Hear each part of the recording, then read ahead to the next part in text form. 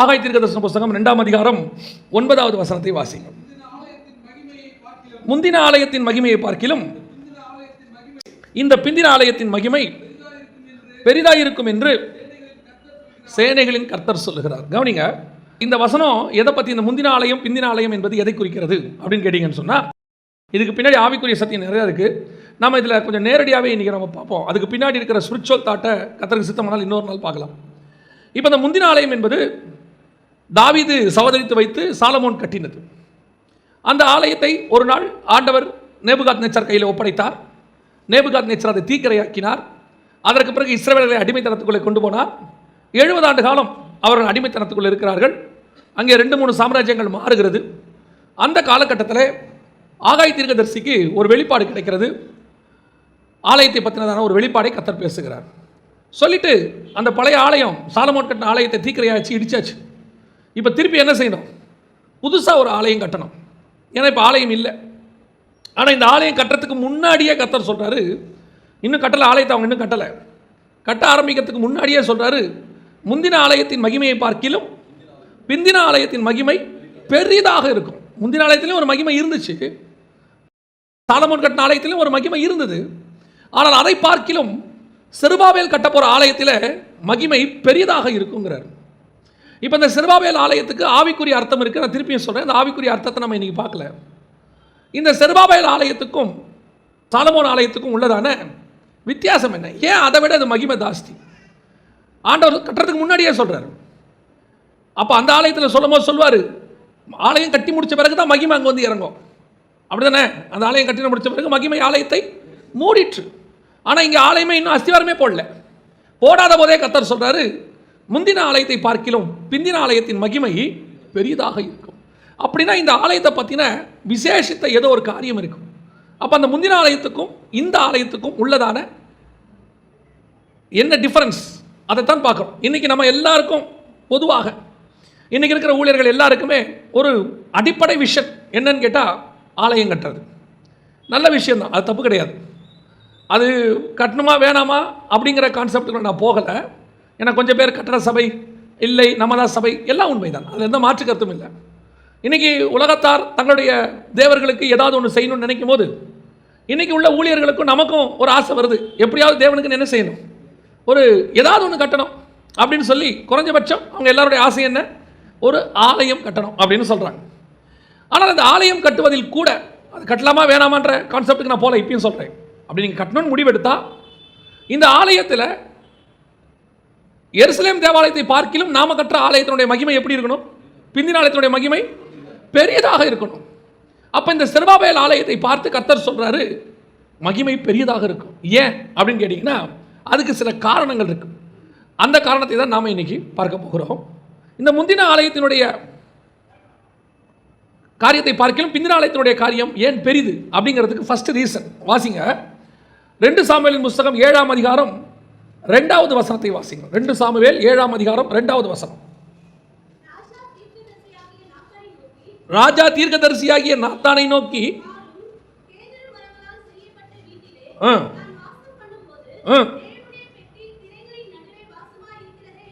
அப்போ நல்லா கவனிங்க. இப்போ இந்த முதலாவது ஆலயம் கட்டப்படுறது தேவன் தாவீதுக்கு சொல்லி கட்டப்படவில்லை. தாவீது ஆசைப்பட்டு தேவன் அனுமதி கொடுத்து கட்டப்பட்டது. நான் சொல்றது புரியுதா? திருப்பி ஆண்டவர் அதே 7ஆம் அதிகாரத்திலேயே தாவீதை பார்த்து திருப்பி கேட்குறாரு, நான் இஸ்ரவேல் கோத்திரத்தில் யாருக்கிட்டையாவது எனக்கு ஆலயம் கட்ட சொல்லி கேட்டேனா? அப்படி தானே இருக்கு. அந்த வசனம் வாசிங்க பார்ப்போம். 7வது வசனம் வாசிங்க. நான் இஸ்ரவேலாகிய என் ஜனத்தை மேய்க்கும்படி கட்டளையிட்ட இஸ்ரவேல் கோத்திரங்களில் ஒரு கோத்திரத்தையாவது நோக்கி, நீங்கள் எனக்கு கேதுரு மரத்தால் செய்யப்பட்ட ஆலயத்தை கட்டாதிருக்கிறது என்ன என்று நான் இஸ்ரவேல் புத்திரருக்குள் உலாவி வந்த எவ்விடத்திலாவது யாதொரு வார்த்தையாவது சொன்னதுண்டோ? கர்த்தர் கேட்கிறாரு, நான் கேட்டேனா இந்த ஆலயத்தை? நான் கேட்டேனா? ஏன்னு சொன்னா, தேவனுடைய பெட்டி திரைச்சிலைக்குள்ள இருக்கிறதா தேவனுடைய திட்டம். ஏன்னா அதுக்கு பின்னாடி ஆவிக்குரிய பிளான் இருக்கு. அது கூடாரத்துக்குள்ள தான் இருக்கணும், அது திரைக்கு நடுவில் தான் இருக்கணும். கர்த்தருடைய திட்டம் அது கட்டடத்துக்குள்ள வர்றது இல்லை. இப்போ தாவீது கேட்டுட்டாரு.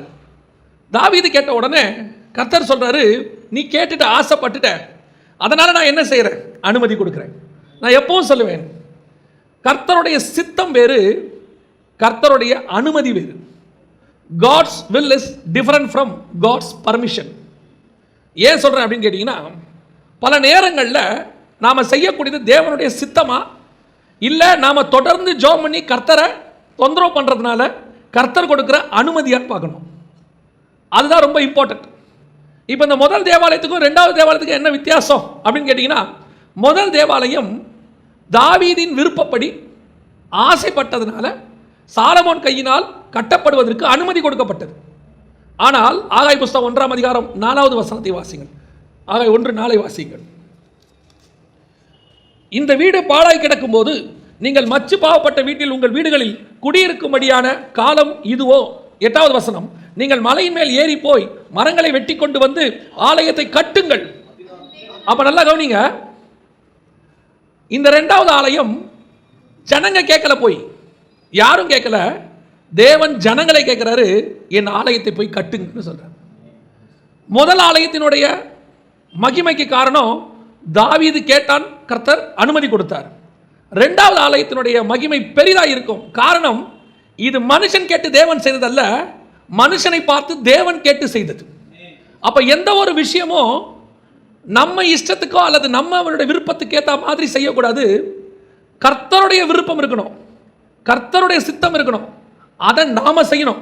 அப்படி செய்கிற இடத்தில் மகிமை பெரியதாக இருக்கும்.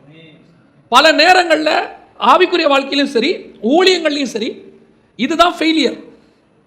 தேவன் உனக்கு கொடுக்கிறது என்ன வழியோ, உங்களுக்கு வச்ச திட்டம் என்னவோ, அந்த திட்டத்தில் நீங்கள் போய்கொண்டே இருக்கணும். இதில் உங்களுடைய சுயம் நிறைய கலக்க வாய்ப்பு இருக்கு. இப்போ நான் வந்துட்டு பொதுவாக நிறைய பேருக்கு சொல்லுவேன், சிலர் உலக பிரகாரமான சில தாளந்துகளை உடையவர்களாக இருப்பார்கள். நல்ல கீபோர்டு வாசிப்பாங்க, தபேலா வாசிப்பாங்க, இல்லைனா வந்துட்டு கிட்டார் வாசிப்பாங்க, வயலின் வாசிப்பாங்க, இல்லை வேற ஏதாவது ஒரு டேலண்ட் இருக்கும். இப்போ இவங்க ஆண்டவரை ஏற்றுக்கொண்ட உடனே அடுத்து செய்கிற வேலை என்ன அப்படின்னு கேட்டிங்கன்னா, அப்படியே அந்த டேலண்ட்டை கொண்டு வந்து எங்கே யூஸ் பண்ணுவாங்க? ஆண்டவருக்கு யூஸ் பண்ணுவாங்க. அப்படியே வந்து ஆண்டவருக்கு யூஸ் பண்ணுவாங்க. யூஸ் பண்ணும்போது அங்கே கிட்டார் வாசித்தவர் இங்கே வந்து ஒரு சிடி போடுவார் கிட்டாரில், அங்கே தபேலா வாசித்தவர் இங்கே வந்து ஒரு தபேலா வாசித்து ஒரு சிடி போடுவார். இல்லை அங்கே வேற ஏதாவது டேலண்ட் உள்ளவராக இருப்பார், அதை இங்கே கொண்டு வந்து யூஸ் பண்ணணும்னு நினைப்பார். தேவன் உங்களை ரட்சித்தது அதை யூஸ் பண்ணுறதுக்காக இல்லை, தேவன் உங்களை யூஸ் பண்ண தான் ரட்சித்தார். உங்கள் டேலண்ட்டை அவர் கேட்கல. அந்த டேலண்ட்டை யூஸ் பண்ணுமா வேணாமான்னு பரலோகம் பார்த்துக்கோ. கர்த்தருக்கு தேவையான இன்ஸ்ட்ருமெண்ட் நீங்க தானே ஒழிய உங்க கையில் இருக்கிற இன்ஸ்ட்ருமெண்ட் கிடையாது. நான் சொல்றது புரியுதா? தேவன் உங்களை யூஸ் பண்ணணும்னு முடிவு பண்ணும்போது அவர் எதுக்கு பயன்படுத்துறாருன்னு உங்களை பார்க்கணும். இன்னைக்கு நிறைய பேர் ரட்சிக்கப்பட்டு வர்றது உண்மை, கர்த்தர் கூட்டு வர வந்த உடனே தங்களுடைய டேலண்ட் அதில் ஆண்டவருக்கு, இவங்க ஆண்டவருக்கு தான் செய்கிறாங்க.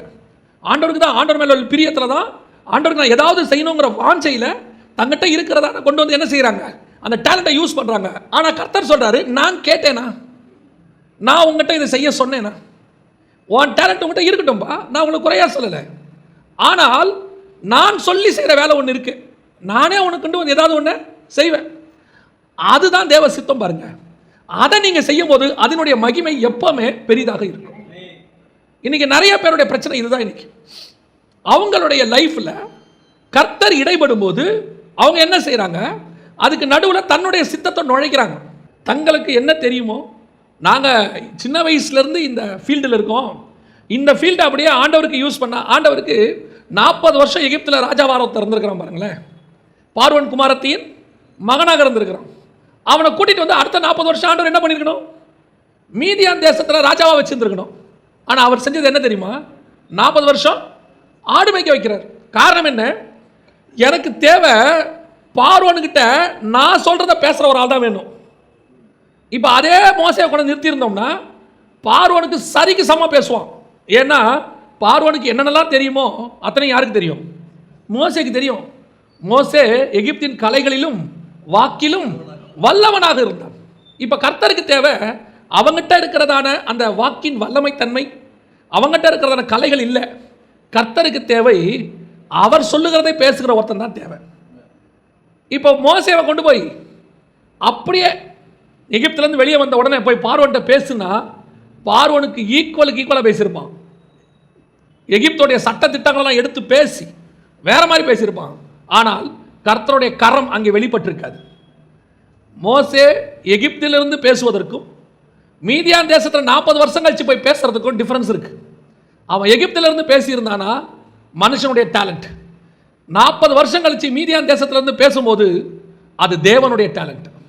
இப்போ அவன் திக்குவாய் மந்தனாவு, இப்போ மொத்த டேலண்ட் போயிருச்சு. இன்னைக்கு நிறைய பேருக்கு இதுதான் பிரச்சனை.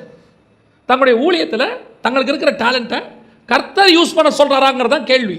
கர்த்தர் சொல்லி நீங்கள் செஞ்சீங்கன்னா அதன் நடுவில் உங்களுக்கு ஒரு சமாதானமும் ஒரு சந்தோஷமும் இருந்துக்கிட்டே இருக்கும். உங்களுக்கு அதில் ஒரு டென்ஷனே இருக்காது. இன்னும் சொல்ல போனால் நீங்கள் அதை ரொம்ப ரசித்து செய்வீங்க, விருப்பப்பட்டு செய்வீங்க. இன்னும் சொல்ல போனால் அதை நீங்கள் ரொம்ப நேசிப்பீங்க. காரணம், அந்த தேவ சித்தத்தோடு நடக்கும்போது அது மேலே ஒரு பிரசன்ஸ் இருக்கும். எப்போவுமே ஒரு திறந்த வாசல் அது இருக்கும். அங்கே ஒரு கர்த்தருடைய மூவ் ஒன்று இருக்கும். அதை உங்களால் பார்க்க முடியும், தேவன் நடத்துகிறத பார்க்க முடியும். இந்த ஊழியத்துக்கு அழைக்கும் போது ஒரு தடவைக்கு 3 தடவை நான் கன்ஃபார்ம் பண்ணேன் ஆண்டவர்கிட்ட, நீங்கள் உண்மையிலே என்ன இந்த ஊழியத்துக்கு அழைக்கிறீங்களா, நான் வரணுமா, கன்ஃபார்ம் பண்ணிவிட்டு அதுக்கப்புறம் தான் வேலையை குவிட் பண்ணிவிட்டு இந்த புறப்பட்டு வந்தேன். இங்கே வந்த பிறகு முதல் 1 வருஷம் எந்த ஊழியமும் கிடையாது, ஒரு ஊழியமும் கிடையாது. தனிப்பட்ட முறையில் எனக்கு சப்போர்ட் பண்ணுறதுக்கு ஆள் கிடையாது. அதாவது நான் எனக்கு ஊழியத்துக்குன்னு கொடுக்கறதுக்கு ஆள் கிடையாது. அப்போ நான் அந்த 1 வருஷமும் ஒரு விதமான மென்டல் டென்ஷன். எப்பப்பெல்லாம் எனக்கு சந்தேகம் வரும், ஐயோ தேவன் சொல்லி வந்தோமா நாம, அல்லது மாம்சத்தில் வந்துட்டோமா அப்படின்னு. அப்படி வரும்போதெல்லாம் அந்த தேவன் கன்ஃபார்ம் பண்ணார் பார்த்தீங்களா இந்த ஊழியத்துக்கு வர்றதுக்கு, அது முன்னாடி நிறுத்தி என்ன அதுக்கு நடுவில் ஒரு சமாதானத்தோடு நடத்தும். நான் தான் உன்னை அழைச்சேன், நான் தான் உன்னை கூட்டிகிட்டு வந்தேன். உடனே அந்த சூழ்நிலை அப்சைட் டவுனாக மாறாது. உடனே 4 மீட்டிங் புக் ஆகாது. உடனே 4 பேர் கர்த்தர் உனக்கு சொல்லுகிறார்னு ஒரு தீர்க்கதரிசி சொல்லலாம் மாட்டார். அதே சிச்சுவேஷன் தான். ஆனால் அந்த சிச்சுவேஷனுக்கு நான் கடந்து போவதற்கு அந்த அழைப்பு கன்ஃபார்மாக இருந்ததுனால, தேவ சித்தம் இருந்ததுனால என்னால் அதுக்கு சமாதானமாய் போக முடிஞ்சது. எந்த உபத்திரவத்துக்கு நடுவிலையும் தேவ சித்தத்தோடு செய்யும் போது உங்களால் அதில் சமாதானமாய் டிராவல் பண்ண முடியும். தேவ சித்தம் இல்லைன்னு வச்சுக்கோங்க, நீங்கள் அதில் சமாதானமாக டிராவல் பண்ண மாட்டீங்க. ஊழியத்தில் பிரச்சனை வராதுன்னு கிடையாது, ஆவிக்குரிய வாழ்க்கையில் பிரச்சனை வராதுன்னு கிடையாது, வரும். ஆனால் அவைகளுக்கு நடுவில் தேவ சமாதானம் ஒன்றும் இருக்கும். அந்த மகிமை தான் பெருசாக இருக்கும். எது தேவ சித்தத்தோட வந்துச்சுன்னா, தேவ அனுமதியோட வந்துச்சுன்னா, நீங்கள் சுய சித்தத்தில் அதை செஞ்சீங்கன்னா அதுக்குரிய பிரச்சனையை நீங்கள் சகிச்சு தான் ஆகணும். நான் ஏற்கனவே நிறைய இடத்துல சொல்லியிருக்கிறது, நீங்கள் சகிச்சு தான் ஆகணும். ஏன்னா உங்கள் மாம்சம் அதில் இருக்குது, உங்கள் விருப்பம் அதில் இருக்குது. உங்கள் விருப்பத்துக்கான விலையை நீங்கள் கொடுக்கணும். ஏன்னா தேவனுடைய திட்டம் ஆவிக்குரியது, என்னுடைய திட்டம் மாம்சத்துக்குரியது. ஆவியும் மாம்சமும் என்ன செய்யக்கூடாது, கலக்கக்கூடாது. அந்த ஆவிக்குரிய திட்டத்தில் என் மாம்ச திட்டத்தை நான் கலக்கும் போது இந்த மாம்சத்தை ரிமூவ் பண்ணணும் பாருங்க, அந்த ப்ராசஸை கர்த்தர் செய்வார். அப்படி செய்யும் போது அது கொஞ்சம் பெயின்ஃபுல்லாகத்தான் இருக்கும். நீங்கள் பெற்று தான் ஆகணும். எதுக்கு? மாம்சத்தை கலக்கும் போது. இப்போவும் சொல்லுவேன், நல்லா கவனிச்சு பாருங்க. தேவனுடைய ஆசாரிப்பு கூடாரத்திற்கு இருந்த மகிமை அந்த ஆலயத்திற்கு கிடையாது, சாலமோன் கட்டின ஆலயத்துக்கு கிடையாது. அது வேற, இது வேற. எப்படி சொல்கிறேன் அப்படின்னு கேட்டிங்கன்னா, நீங்கள் அதுக்கப்புறம் நல்லா போய் பாருங்கள். வெளிப்படுத்தல் 15:5 இருக்கும். பரலோகத்தில் எது காணப்பட்டது அப்படின்னு கேட்டால், பின்பு பரலோகம் திறக்கப்பட்டது. அங்கே என்ன காணப்பட்டது? சாட்சியின் கூடாரமாகிய ஆலயம் திறக்கப்பட்டது. கூடாரமாகிய ஆலயம் தான் அங்கே இருக்குது, கல்லினால் கட்டப்பட்ட ஆலயம் அங்கே இல்லை. அதுதான் முந்தின ஆலயத்தை விட பிந்தின ஆலயத்தினுடைய மகிமை பெருசு. நான் திருப்பி சொல்கிறேன், பிந்தின ஆலயமும் கல் தான் கட்டாங்க. ஆனால் பிந்தின ஆலயத்தை கட்ட சொல்கிறதுக்கு முன்னாடி ஒரு ஸ்பிரிச்சுவல் தாட் இருக்குது. அதனால தான் அதை மகிமை பெருசுங்கிறார். முதல்ல தெரிஞ்சுக்கணும், நாம் செய்கிறது எது ஒன்றுமே தேவ சித்தத்தின்படி தான் இருக்கணும், தேவ அனுமதியின்படி இருக்கக்கூடாது. தேவனை போட்டு என்ன பண்ணக்கூடாது, ஃபோர்ஸ் பண்ணி. சிலர்லாம் அப்படியே துக்கமாகவே இருப்பாங்க ராஜா சமூகத்தில். அப்படி ராஜா கேட்பார், ஏன் நெகேமியா துக்கமாகவே இருக்கிற, ஏன்பா நீ இப்படி இருக்கிற? சிலர்லாம் பார்த்தீங்கன்னா வீட்டில் அப்படியே துக்கமாகவே இருக்கும். இந்த வீட்டுக்காரருக்கு இப்படி போகும்போது வரும்போது பார்ப்பாரா, அது அப்படியே துக்கமாகவே இருக்கும். அந்த ஆளுக்கு அப்படி இருக்கிறதே அந்த ஆளுக்கு டென்ஷனாக இருக்கும். அது ஒன்றும் பேசாது. அவங்களாம் என்ன செய்ய மாட்டாங்க, ஒன்றும் பேச மாட்டாங்க, சண்டை போட மாட்டாங்க. போகும்போது கேட்பார், என்னாச்சு அப்படிம்பார், ஒன்றும் இல்லை. திருப்பி வரும்போது கேட்பார், என்னாச்சு, ஒன்றும் இல்லை. அப்போ ஏதோ இருக்குன்னு அர்த்தம். அப்படி துக்கமாக உட்காந்துருக்கிறதே அந்த ஆளுக்கு எப்படி இருக்குது, டென்ஷனாக இருக்குது. எனக்கு இருக்காது.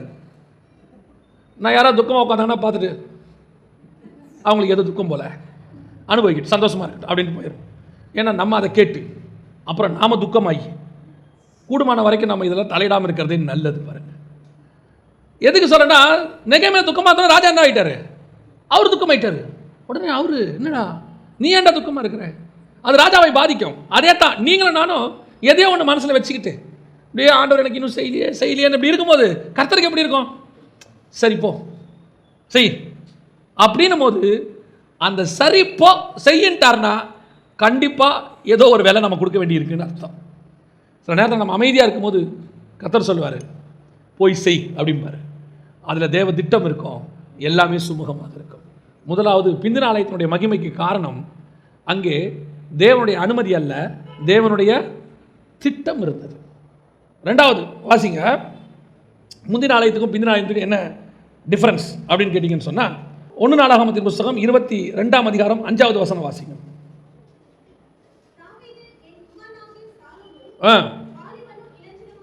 வாலிபனும் இளைஞனுமாய் இருக்கிறான், கர்த்தருக்கு கட்டப்படும் ஆலயம் விளங்கும்படி ஆகையால் அதற்காக வேண்டியவைகளை இப்பொழுதே சேகரம் பண்ண வேண்டும் என்று சொல்லி முந்தின ஆலயத்துக்கான சாலமோன் கட்டின ஆலயத்துக்கு பொருள் சம்பாதிச்சது யாரு? தாவீது சம்பாதிச்சார். அப்போ முதல் ஆலயம் சாலமோனும் சவதரிச்சார். அதே 1 நாளாகமம் 2:14 சாலமோனும் சவதரிச்சார். இவங்க எல்லாம் ராஜாவா இருந்து என்ன செய்யறாங்க, சவதரிக்கிறாங்க. வெள்ளியும் பொண்ணும் எல்லாம் ரெடி பண்ணி, ஐயோ என் பையன் கட்ட போறான், அந்த ஆலயத்துக்கு பின்னாடி என் பையனுடைய ஆலயத்துக்கு என்ன வேணும், பொருள் வேணும் அப்படின்னு சொல்லி எல்லாம் ரெடி பண்ணி வைக்கிறாரு. ஆனால் இந்த பிந்தின ஆலயம் இருக்குதே, அது யாரும் சவதரிச்சு வைத்தது கிடையாது, எந்த அப்பாவும் சேர்த்து வச்ச சொத்து கிடையாது. வாசிங்க, ஆகாய் புஸ்தகம் 2ஆம் அதிகாரம் 18-19 வாசிங்க.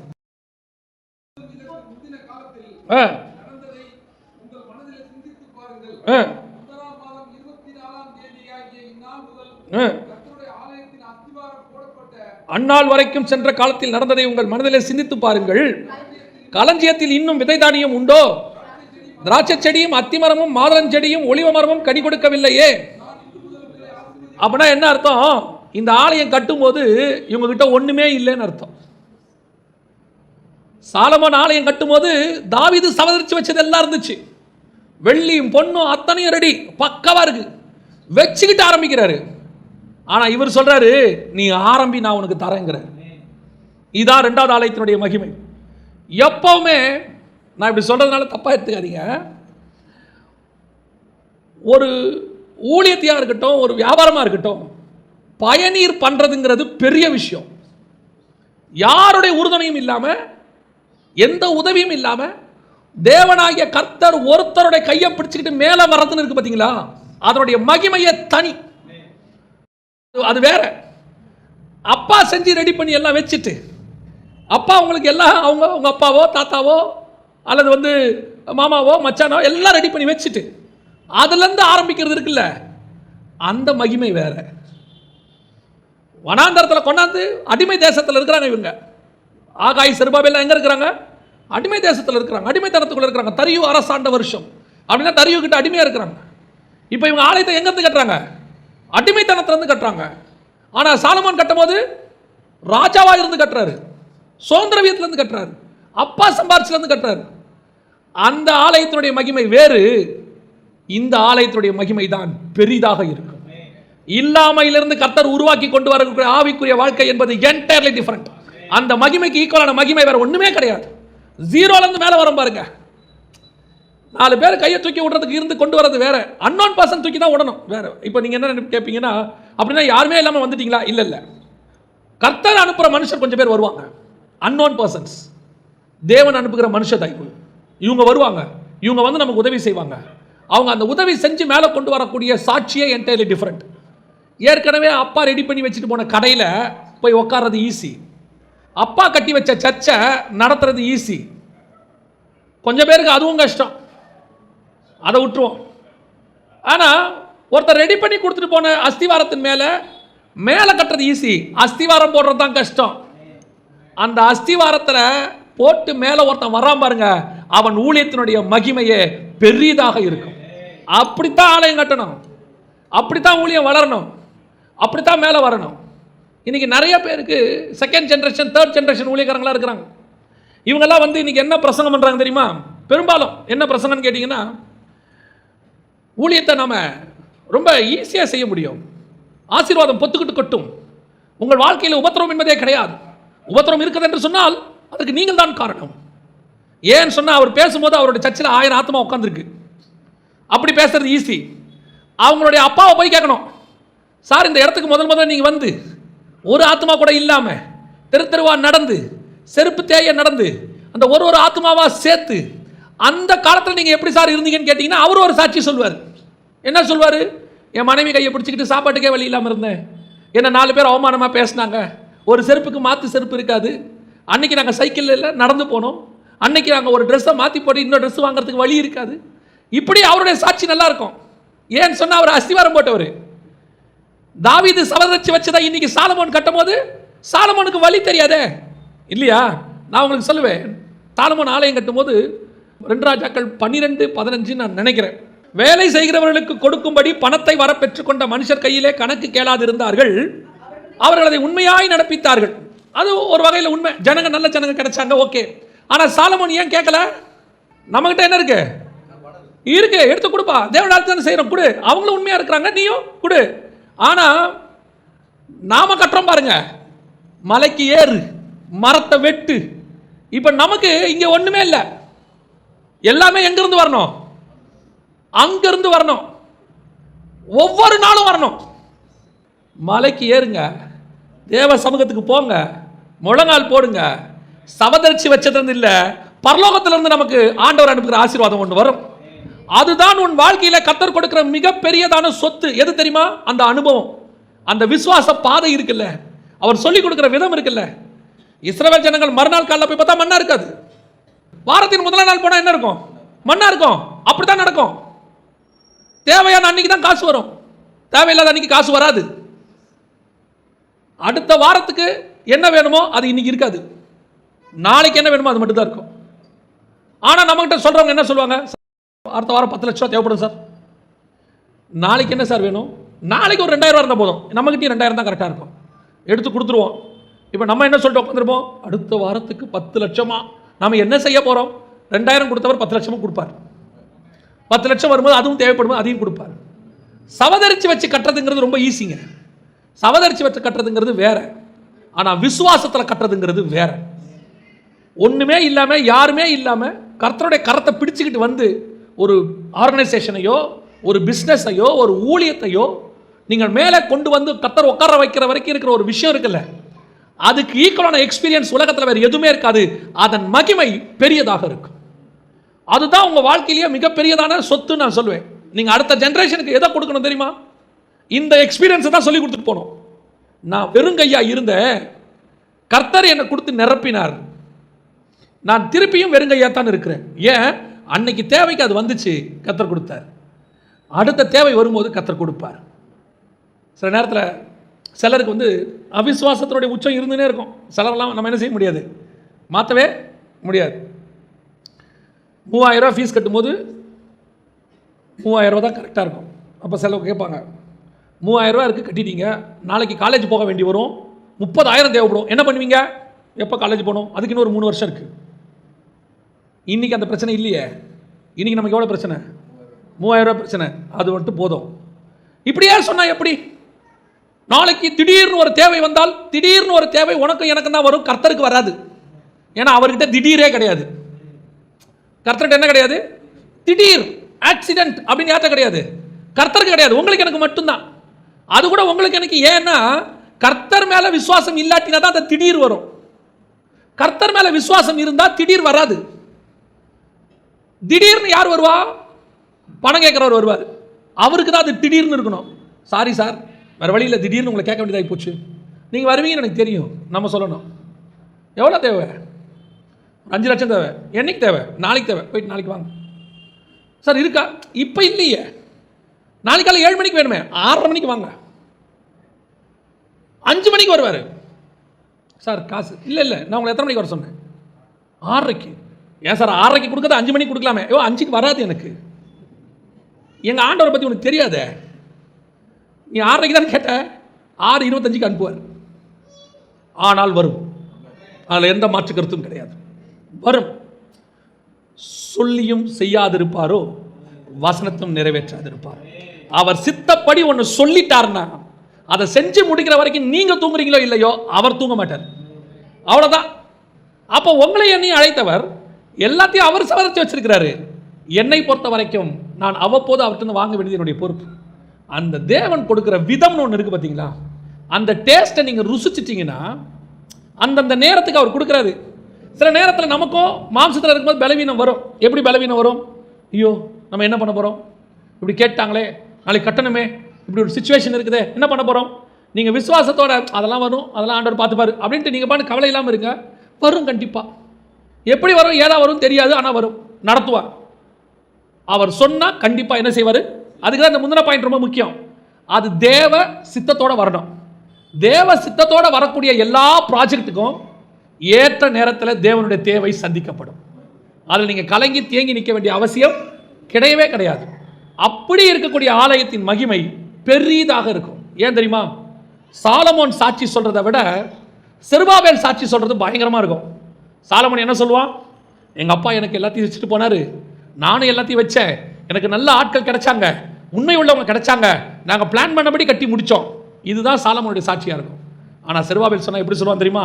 நாங்கள் அடிமைத்தனத்தில் இருந்தோம், ராஜாக்களுடைய இருதயத்தை கர்த்தர் திறந்தாரு, தேவையானதை ராஜாக்கள் கொடுத்தாங்க, நாங்கள் ஒன்றுமில்லாமல் இருந்தோம், நாங்கள் அடிமைத்தனத்தில் இருந்தோம், ஆனால் எங்களை ராஜாக்களை போல கர்த்தர் அனுமதி கொடுத்தார். இது வேற மாதிரி சாட்சி. இந்த மகிமை பெரிதாக இருக்கும். அல்லேலூயா. அப்போ முந்தின ஆலயத்தின் மகிமையை பார்க்கலாம், பிந்தின ஆலயத்தின் மகிமை எப்படி இருக்கும்? காரணம், இது கஷ்டத்தில் கட்டப்பட்டது, இல்லாமையில் கட்டப்பட்டது, அடிமைத்தனத்தில் கட்டப்பட்டது, தூக்கி விடுறதுக்கு ஆளே இல்லைங்க. ஒரு ஊழியக்காரனுடைய சாட்சியை கேட்டு பாருங்க. ஒரு செங்கலை வாங்கிறதுக்குள்ள அவன் படுற கஷ்டம் அப்படிப்பட்டதாக இருக்கும், ஆனால் வாங்குவான்.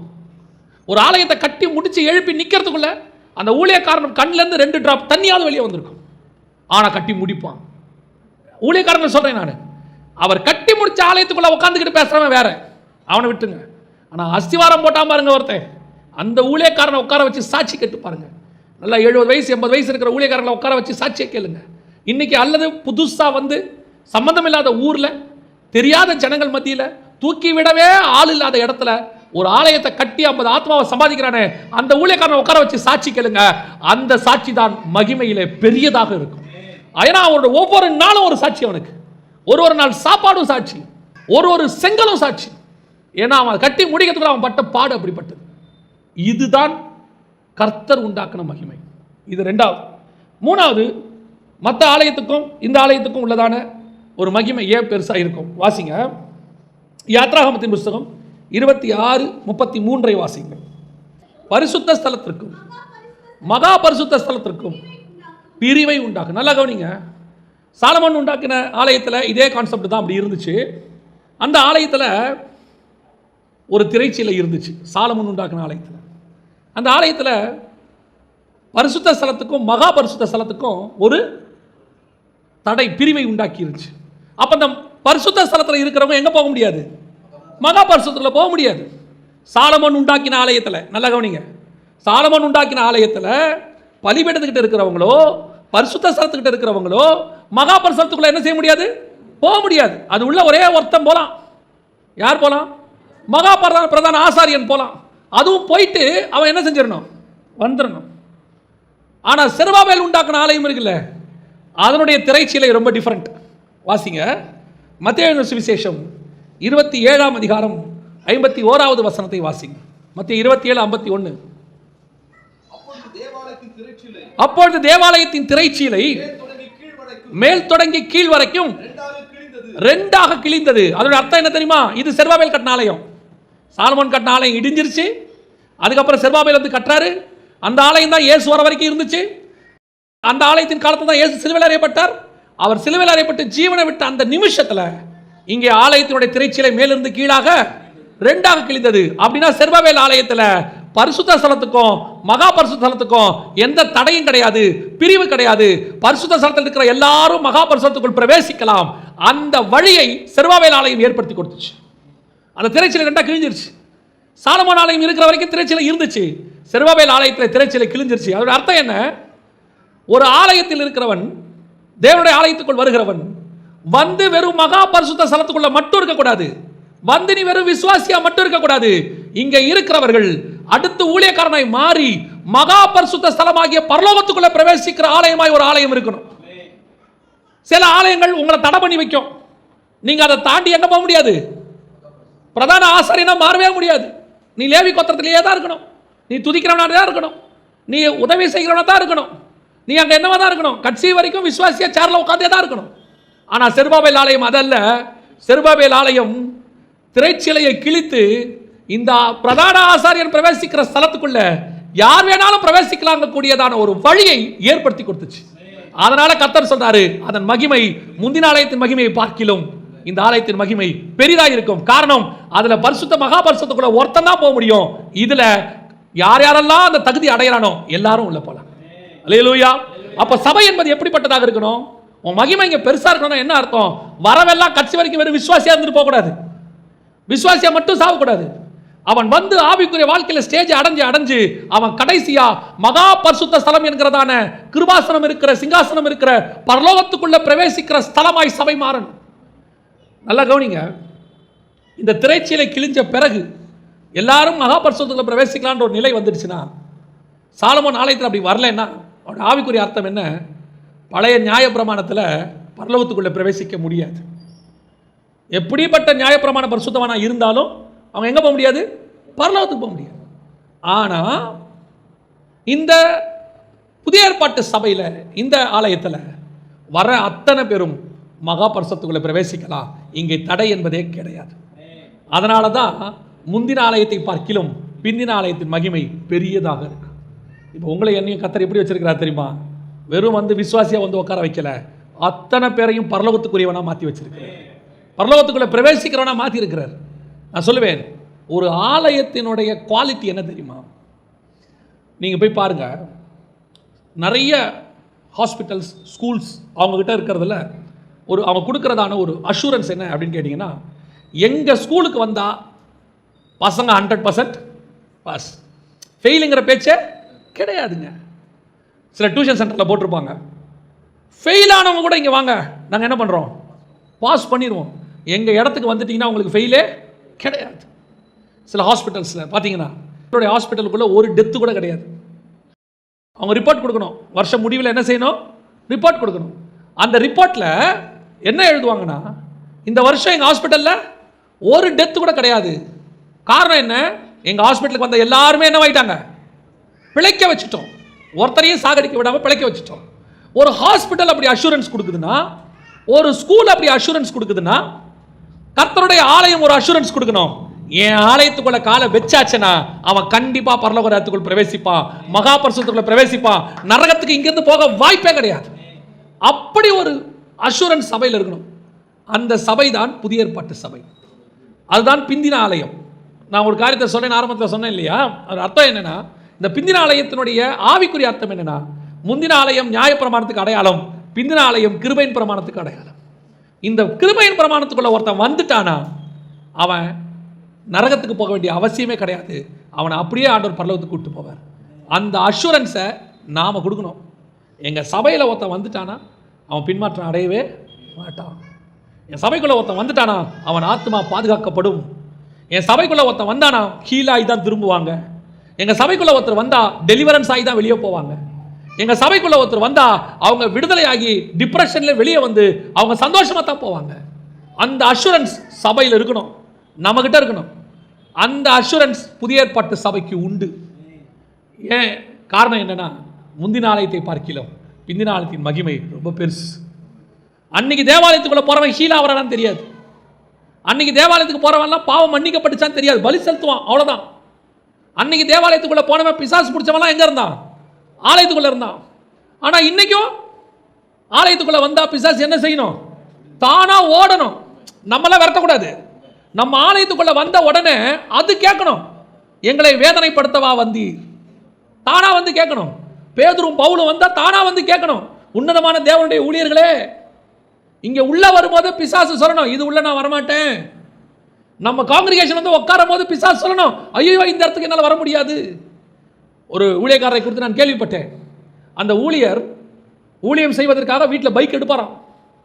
அவர் வந்து திடலில் ஒரு ஸ்டேஜில் பேசுவார். அவருக்கு வந்து ஒரு டெலிவரன்ஸ் கிஃப்ட் இருந்துச்சு. அவர் வீடு வந்து ஒரு 10 கிலோமீட்டர் தள்ளி. அப்போல்லாம் பைக் தான், கார் கிடையாது. நான் சொல்கிறது ஒரு 50 வருஷங்களுக்கு முன்னாடி நடந்த சம்பவத்தினுடைய படித்ததை சொல்கிறேன். அவர் பைக் எடுப்பாராம். அவர் பைக் அப்படி ஸ்டார்ட் பண்ண உடனே திடலில் இருக்கிற பிசாசு சொல்லுமா, ஐயோ அவன் புறப்பட்டுட்டான், பைக்கை ஸ்டார்ட் பண்ணிட்டான், நான் போறேன்னு ஓடுமா. இதுதான் முந்தின ஆலயத்தை பார்க்கிறோம் பிந்தின ஆலயத்தினுடைய மகிமை. அன்னைக்குள்ள ஊழியர்களால் செய்ய முடியாது, ஆசாரியனால் அதை செய்ய முடியாது, பிரதான ஆசாரியனால் அதை செய்ய முடியாது, அன்னைக்குள்ள லேவியர்களால் அதை செய்ய முடியாது. ஆனால் இன்னைக்குள்ள விசுவாசியால் அதை செய்ய முடியும்.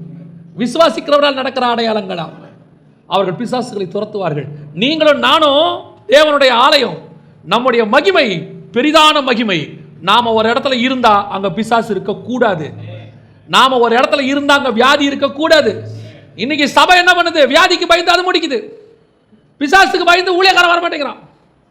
பிசாசு இருந்துச்சுன்னா ஊழியக்காரர் சொல்றாரு, கொஞ்சம் முக்கியமான வேலை இருக்கு, அங்கேயே யாரையாவது வச்சு கொஞ்சம் விரட்ட பாருங்க.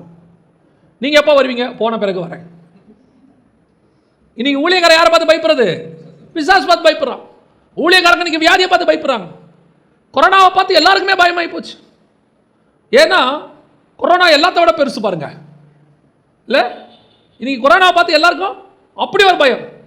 நீங்க சட்டத்திட்டங்களுக்கு கீழ்ப்படிங்க, ஆனால் பயப்படாதீங்க. கொரோனாவை விட மேலான நாமம் நம்ம கையில் இருக்கு. நமக்கு ஆண்டவர் கொடுக்கும்போது கொரோனாவை தவிர்த்து எல்லா வியாதியும் சுகமாக்குவாயின்னு சொல்லலை இல்லையா? இல்லை, சொல்லும் போதே ஆண்டவர் இந்த கடைசி காலத்தில் வரக்கூடிய வியாதிகளை தவிர மிச்சம் எல்லாமே நீ ஹீல் பண்ணுவேன்னு சொல்லியிருந்தா கூட பரவாயில்ல. என்னுடைய நாமத்துக்கு 20th செஞ்சுரி வரைக்கும் பவர் இருக்குப்பா, 21st செஞ்சுரியில் வரக்கூடிய வியாதிக்கு என்கிட்ட பவர் இல்லை அப்படி சொல்லியிருந்தா பரவாயில்ல. ஆனால் வசனம் சொல்லுது சகல வியாதிகளையும் குணமாக்கும். அவர் தாமே நம்முடைய எல்லா வியாதிகளையும் சுமந்து தீர்த்துட்டார். அவருடைய காயங்களால் நாம் குணமானோம். அப்ப இந்த ஆலயத்தினுடைய மகிமை எப்படி இருக்கணும்? உள்ள ஒருத்த வந்தா தானாவே ஹீல் ஆகணும். உள்ள ஒருத்த வந்தா தானா டெலிவரன்ஸ் ஆகணும். அது முந்தின ஆலயத்தில் முடியாது, சாலமோன் தேவாலயத்தில் நடக்காது. ஆனா செருபாபேல் கட்டின ஆலயத்தில் முடியும். ஏன்? செருபாபேல் ஆலயத்துக்குள்ள இயேசு நுழைவர். இயேசு உள்ளே வந்தார்னா குருடன் பார்வை அடைவாங்க. இயேசு உள்ளே வந்தார்னா 38 வருஷம் பாடு உள்ளவன் அங்கே சுகமாகுவான். செருபாபேல் ஆலயத்தில் இந்த அற்புதங்கள் நடந்தது. சாலமோன் ஆலயத்தில் இந்த அற்புதங்கள் நடக்கலை. அதான் ரொம்ப முக்கியம். ஏன் முந்தின ஆலயத்தினுடைய பிந்தின ஆலயத்தினுடைய மகிமை பெருசு அப்படின்னு கேட்டீங்கன்னா, வசனம் சொல்லுது சாலமோன் ஆலயத்தில் திரைச்சீலை பல காரியங்களுக்கு தடையாக இருந்தது, ஆனால் செருபாபேல் ஆலயத்தில் திரைச்சீலை அங்கே தடையாக இல்லை. இது உள்ள இப்ப யார் இருக்கிறா? இயேசு இருக்கிறார். இயேசு உள்ள வந்துட்டாருன்னா ஆலயத்துக்குள்ள என்ன வந்துருச்சு? ஹீலிங். இயேசு உள்ள வந்துட்டு ஆலயத்துக்குள்ள என்ன வந்துருச்சு? டெலிவரன்ஸ். இயேசு உள்ள வந்துட்டு ஆலயத்துக்குள்ள என்ன வந்துருச்சு? கர்த்தருடைய வார்த்தை எல்லாம் உள்ள வருது. எங்க எல்லாம் இயேசு எங்க பிரசங்கம் பண்றாரு? ஆலயத்துக்குள்ள பிரசங்கம் பண்றாரு உட்கார்ந்து. சாலமோன் ஆலயத்துக்குள் இல்லாத மகிமை செருபாபேல் ஆலயத்துக்குள்ள இருக்கு. ஏன்னா இயேசு உள்ளே நுழைகிறார். அந்த வசனம் வாசிங்களேன், ரொம்ப நல்லா இருக்கும். ஆகாயம் 2:7 வாசிங்க. சகல ஜாதிகளையும் அசைய பண்ணுவேன், சகல ஜாதிகளாலும் விரும்பப்பட்டவர் வருவார், இந்த ஆலயத்தை மகிமையினால் நிறைய பண்ணுவேன் என்று சேனைகளின் கர்த்தர் சொல்லுகிறார். சாலமோன் தேவாலயத்தில் ஆண்டவர் சொல்றாரு 1 ராஜாக்கள் 9:3, என் கண்களும் என் இருதயமும் எங்கே இருக்கும்? அந்த இடத்துல சாலமோன் தேவாலயத்தில் கண்களும் இருதயமும் இருந்துச்சு. ஆனால் செருபாபேல் ஆலயத்தில் தேவனே அங்கே இருந்தார். வெறும் கண்ணு இருதயம் மட்டுமல்ல, சகல ஜனங்களால் விரும்பப்பட்டத்தக்கவர் அங்கே உள்ளே இருந்தார். இயேசு உள்ளே இருக்கிறார். அப்போ நம்ம ஆலயத்துக்குள்ள வெறும் கர்த்தருடைய கண்களும் இருதயம் இருக்கக்கூடாது, கர்த்தரே இருக்கணும், கர்த்தருடைய மகிமையே இருக்கணும். அவர் இருந்துட்டார்னா இப்போ என்ன? இப்போ சாலமோன் ஆலயத்துக்குள்ள பிரதான ஆசாரியர்கள் இருந்தார்கள், சாலமோன் ஆலயத்தில் லேவியர்கள் இருந்தார்கள், அங்கே பலிகள் செஞ்சது, பாட்டு இருந்துச்சு, எல்லாம் இருந்துச்சு. ஆனால் இங்கே செருபாபேல் கட்டின ஆலயத்துக்குள்ள இயேசு இருந்தார். அதனால உள்ள ஹீலிங் இருந்துச்சு, உள்ளுக்குள்ள டெலிவரன்ஸ் இருந்துச்சு, உள்ளுக்குள்ள வார்த்தை இருந்துச்சு. ஜனங்கள் வார்த்தையை கேட்கும்படி எங்க வந்தாங்க? ஆலயத்தில் அவரை தேடினார்கள். அதான் ரொம்ப முக்கியம். அவர் ஆலயத்தில் எங்க இருக்கிறார் என்ன பண்றாங்களா? தேடுறாங்களாம். அந்த அளவுக்கு செருபாபேல் ஆலயம் விரும்பப்பட்டவர் வந்துட்டாரு, மகிமையினால நிரம்பிருச்சு. எந்த மகிமை? அவர்கள் ஆசாரியர்கள் ஊழியம் செய்யக்கூடாதபடிக்கு வந்த மகிமையை விட மேலான மகிமை அந்த தேவனே உள்ளுக்குள்ள இருக்கிறார். அதுதான் நம்ம ஆலயத்துக்குள்ள இருக்கணும். பிந்தின ஆலயத்தினுடைய மகிமை பெருசு. காரணம், எந்த ஆலயத்திலும் இல்லாத ஆண்டவர் நம்ம ஆலயத்துக்குள்ளே இருக்கிறார். அந்த உத்தரவாதம் இங்கே வரும்போது இருக்கணும் எல்லாருக்கும். நம்ம சபைக்கு எப்படி வரணும் தெரியுமா? அந்த ஆலயத்துக்குள்ளே இயேசு இருக்கிறார். அங்கே போனால் டெலிவரன்ஸ் நிச்சயங்க. பாருங்க, ஒரு ஸ்கூலில் கொண்டு போய் எத்தனை லட்சம் செலவு பண்ணி சேர்க்குறாங்க. காரணம் என்ன? அங்கே போனால் என் பையனுடைய ஃப்யூச்சர் நல்லா இருக்கும். நல்லா இருக்குமா இருக்காதாங்கிறத நம்ம இந்த 2 வருஷமாக பார்த்துட்டோம். எத்தனை லட்சம் செலவு பண்ணி கட்டினாலும், ஃபீஸ் கட்டிட்டாலும் அத்தனையும் ஆன்லைன் தான். கவர்மெண்ட் ஸ்கூலும் ஆன்லைன் தான். ஆமாம், இப்போ மட்டும் என்ன பண்ணுவீங்க? அந்த ஸ்கூல்லங்க இயர்லி 2.5 lakhs கட்டிட்டோம்னா ஹார்ஸ் ரைடிங்லாம் சொல்லி கொடுக்குறாங்கன்னாங்க. இப்போ ஆன்லைனில் எப்படி ஹார்ஸ் ரைடிங் சொல்லி கொடுப்பீங்க? போச்சு, அதை விட்டுருங்க. ஆனால் எதுக்காக கொண்டு போய் சேர்த்தோம்? ஃபியூச்சர் கன்ஃபார்மாக நல்லா இருக்கும். அந்த ஸ்கூலில் சேர்த்துட்டோம்னா ஃபியூச்சர் தி பெஸ்ட். இப்போ எந்த ஸ்கூலில் சேர்த்தாலும் ஃபியூச்சர் ஆன்லைன் தான், டோர் க்ளோஸ். அப்போ ஃபியூச்சர் எப்படி இருக்கும் தெரியாமையே அவன் ட்ரஸ்ட் பண்ணி காசை கட்டினான். ஏன்னா ஃபியூச்சர் நல்லா இருக்கும்னு. அதே தான் நான் சொல்கிறேன், நம்ம சபைக்குள்ள காலை வச்சா அவனுடைய ஸ்பிரிச்சுவல் ஃபியூச்சர் தி பெஸ்ட்டாக இருக்கணும் அப்படிங்கிற நம்பிக்கை அவனுக்கு வரணும்.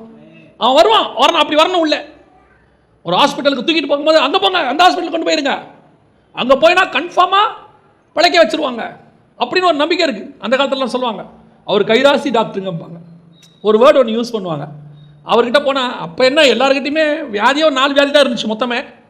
அதுக்கு மொத்தமாகவே ஒரு 6 மாத்திரை தான் இருந்துச்சு. நீங்கள் கவர்மெண்ட் ஹாஸ்பிட்டலுக்கு போனீங்கன்னா 3 மருந்து தான், பச்சை மஞ்சள் வெள்ளை. ஆமாம், நிஜமாக தான்.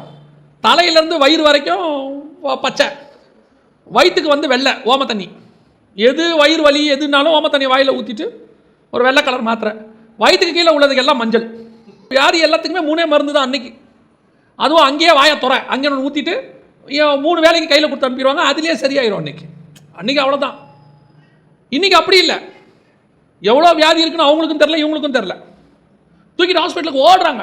அந்த ஹாஸ்பிட்டலுக்கு போயிருங்க, கம்பல்சரி என்ன செஞ்சிருவாங்க? காப்பாற்றிடுவாங்க. ஒரு ஹாஸ்பிட்டல் மேலே அவ்வளோ நம்பிக்கை இருக்குன்னா ஏன் என் சபை மேலே அவ்வளோ நம்பிக்கை வரல? அவன் உயிர் போக போதா? ஹாஸ்பிட்டலுக்கு போகாதீங்க, அங்கே போயிருங்க, அங்கே செத்தவனை கூட உயிரோடு கூட எழுப்பிடுவாங்க. அந்த நம்பிக்கை வரணும். அதுதான் மகிமை பெரிதாக இருக்கும். யோசிச்சு பாருங்க, சாலமோன் தேவாலயத்தில் தூக்கிட்டு வர மாட்டாங்க, ஆனால் இயேசு இருக்கிற இடத்துக்கு தூக்கிட்டு வருவாங்க. 4 பேர் கட்டி உள்ளே இறக்குவாங்க. அவர் எங்கே இருக்கிறார் அங்கே வருவாங்க, கொண்டாந்து ஓட்டை பிரிப்பான், உள்ளே இறக்குவான். ஏன்? அங்கே இயேசு இருக்கிறாரியா, கம்பல்சரி சுகமாகும். அந்த நம்பிக்கை நம்ம சபை மேலே வரணும், நம்ம மேலே வரணும். அந்த ஆலயத்துக்கு போனோம்னா கண்டிப்பாக சுகம் கிடைக்கும். அந்த ஆலயத்துக்கு போனோம்னா கண்டிப்பாக டெலிவரன்ஸ் கிடைக்கும். அந்த ஆலயத்துக்கு போனோம்னா கண்டிப்பாக ஆசீர்வாதம் இருக்கும். காரணம், சகல ஜனங்களால் விரும்பப்பட்டவர் அந்த ஆலயத்துக்குள்ளே இருக்கிறார். என்னுடைய ஆலயம் தேவனுடைய மகிமை தங்கி இருக்கிற ஆலயம். அந்த இடத்துக்கு தான் நீங்களும் நானும் வரணும். இன்னைக்கு சபை அப்படி இருக்குதா? இன்னைக்கு நிறைய சபை மகா பரிசுத்தத்துக்குள்ள போக விடாமல் தடுக்கிற சபை. அவங்களே திரைச்சலையை போட்டு வச்சிருக்காங்க. அவங்களே எல்லாத்துக்கும் தடை. அவங்களே தேவனுக்கும் விசுவாசிக்கும் தடையாக மாறிட்டாங்க. இவங்க கொடுக்குற உபதேசமே அது மகா பரிசுத்தத்துக்குள்ள போகவே விடாது. அவங்கள எங்கே வச்சுக்கோ? அங்கேயே வச்சுக்கோ. உனக்கு வீடு கொடுப்பார், கார் கொடுப்பார், அப்படி ஆக்குவார், இப்படி ஆக்குவார், இந்த வருஷம் உன்னை அப்படி பண்ணிடுவார், இப்படி பண்ணிடுவார், இந்த வருஷம் உனக்கு டபுள் மடங்கு கிடைச்சிடும் சம்பளம், இந்த வருஷம் வெளிநாட்டில் வேலை கிடைக்கும், இப்படி சொல்லி சொல்லி உன்னை அந்த மகா பரிசுத்தத்துக்குள்ள பிரவேசிக்கவே விடாத சாலமோன் தேவாலயம் தான் இருக்கு இன்னைக்கு. அதில் ஒரு மகிமை இருக்குது. என்னது? நீங்களும் சாட்சி சொல்லுவீங்க, கர்த்தர் எனக்காக இந்த வருஷம் எனக்கு ஒரு நல்ல கார் கொடுத்தார், கர்த்தர் எனக்கு ஒரு நல்ல வீடு கொடுத்தார். இது சாலமோன் தேவாலயத்தினுடைய மகிமை. ஆனால் செருபாபேல் ஆலயத்தின் மகிமை என்ன தெரியுமா? கர்த்தர் என்னை ஆவிக்குரிய வாழ்க்கையில் வளர்த்து மகா பரிசுத்த ஸ்தலத்துக்குள்ளே பிரவேசிக்க பண்ணி தேவனுடைய மகிமையை பார்க்க வைத்து கர்த்தருடைய சத்தத்தை கேட்க வைத்து தேவனோடு கூட உலாவுகிற அனுபவத்தை எனக்கு சொல்லிக் கொடுத்தார். இந்த சாட்சி செருபாபேல் ஆலயத்தில் மட்டும்தான் வரும். அதுதான் நம்முடைய ஆலயமாக இருக்கணும். அது அப்படித்தான் கர்த்தர் உங்களை என்னையும் மாற்றணும். இப்போ நீங்கள் எந்த மகிமையை விரும்புகிறீங்க? முந்தின மகிமையா, பிந்தின மகிமையா? பிந்தின மகிமை பெரியதாக இருக்கும், ஆனால் அது கண்ணுக்கே தெரியாது. அது மகா பரிசுத்தத்துக்குள்ள இருக்கும். அல்லேலூயா. நம்ம ஜெபிக்க போகிறோம்.